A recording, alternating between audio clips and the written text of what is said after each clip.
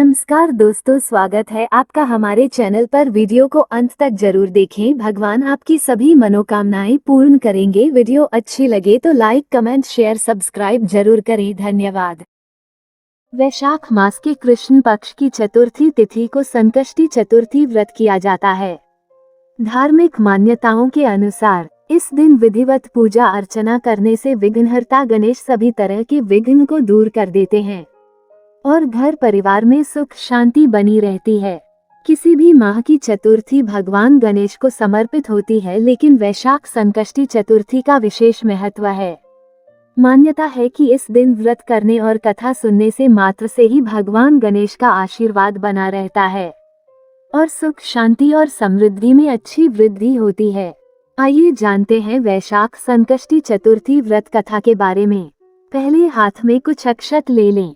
भगवान कृष्ण युधिष्ठिर को इस व्रत की महानता के बारे बताते हुए कहते हैं कि प्राचीन काल में रंतिदेव नामक प्रतापी राजा थे। राजा की मित्रता यम, कुबेर और इंद्रादि देवों से थी। उनके ही राज्य में धर्मकेतु नामक ज्ञानी ब्राह्मण रहते थे।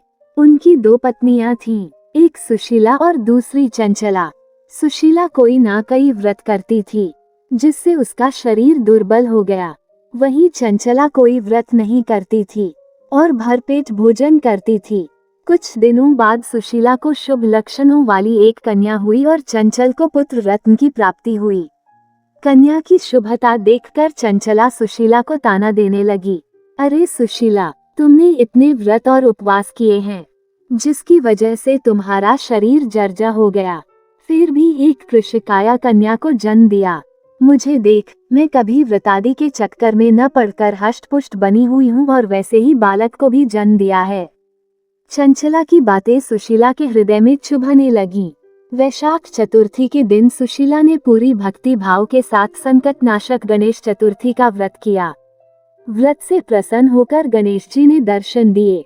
गणेश जी ने आशीर्वाद देते हुए कहा कि हे सुशीला, तेरी कन्या के मुख से मोती और मूंगा प्रवाहित होती रहेंगे और तुझे वेद शास्त्र वेदता एक पुत्र भी होगा।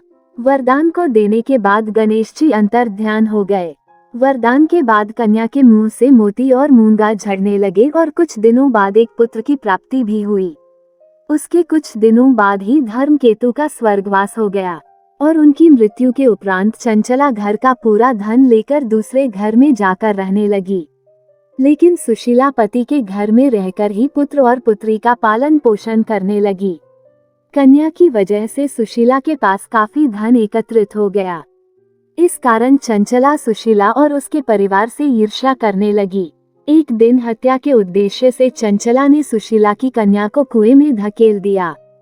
कुएं में गणेश जी ने सुशीला की कन्या की रक्षा की और वापस माता के पास भेज दिया। कन्या को जीवित देखकर चंचल का मन उद्विग्न हो उठा। वह सोचने लगी कि जिसकी रक्षा स्वयं ईश्वर कर रहे हो, उसे कौन मार सकता है। इधर सुशीला अपनी पुत्री को पुनः प्राप्त कर प्रसन्न हो गई और गणेश भगवान को धन्यवाद कहा और प्रार्थना की।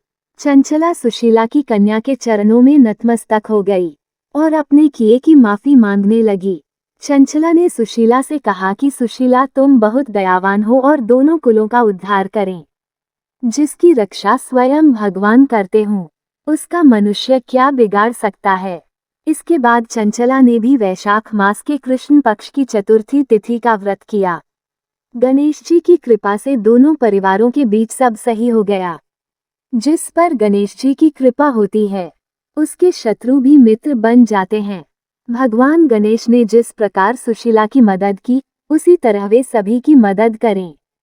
वैशाख संकष्टी चतुर्थी में वक्रतुंड गणेश की पूजा की जाती है। गणेश जी के सभी स्वरूपों में वक्रतुंड गणेश जल्दी कृपा करते हैं और भक्तों पर अपना आशीर्वाद बनाए रखते हैं। इस दिन कमलगट्टे के हलवे का भगवान गणेश को भोग लगाना चाहिए और सेवन करना चाहिए। व्रत में 108 बार इस मंत्र का जप करें। वक्रतुंड महाकाय सूर्यकोटि समप्रभ निर्विघ्न कुरु मे देव सर्वकार्येषु सर्वदा मंत्र। गणेश भगवान की जय। दोस्तों, आपको कहानी पसंद आई तो please like, comment, share, subscribe जरूर करें। धन्यवाद।